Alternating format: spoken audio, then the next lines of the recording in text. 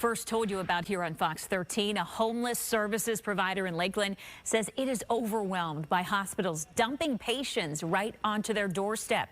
Those vulnerable patients often don't know where they've come from or where they've been sent. Yeah, Fox 13's Carla Byron explored some solutions here to try to alleviate this growing crisis. Did you want them to displace you from where you were? No, I did not. Okay. This is body cam video of an Uber driver dropping off a wheelchair-bound man outside of Talbot House Ministries in Lakeland. They lied to me. They lied to you? The man explains to the police officer he did not tell the mental health facility in Wesley Chapel where he came from to leave him at the shelter. We've had people that just had a mastectomy, and they still have stitches, and they drop them off here.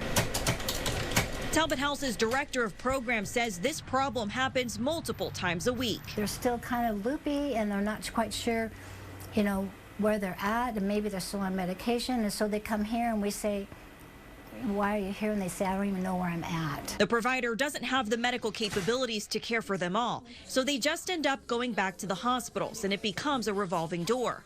Cazzetti says one solution may be enforcing the Emergency Medical Treatment and Labor Act, or EMTALA, which states when hospitals transfer a patient, the patient has to know they're being transferred. I'm hoping that that act gets more enforced, that maybe that would be a catalyst that would say, hey, we need to come together, because there is this act that says if you're going to transfer somebody, you need to make sure that there's somebody on the other end that can receive them and medically take care of them.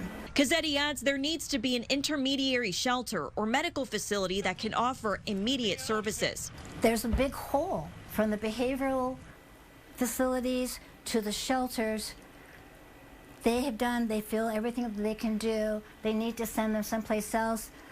But that place doesn't exist right now, so they send them to the shelters, and this is all across the nation. And as far as long-term solutions, removing barriers for people is the key element. The CEO of Castle says building more hospitals or jails is just a Band-Aid. Building affordable and permanent housing options that offer support to those struggling is what will make a difference.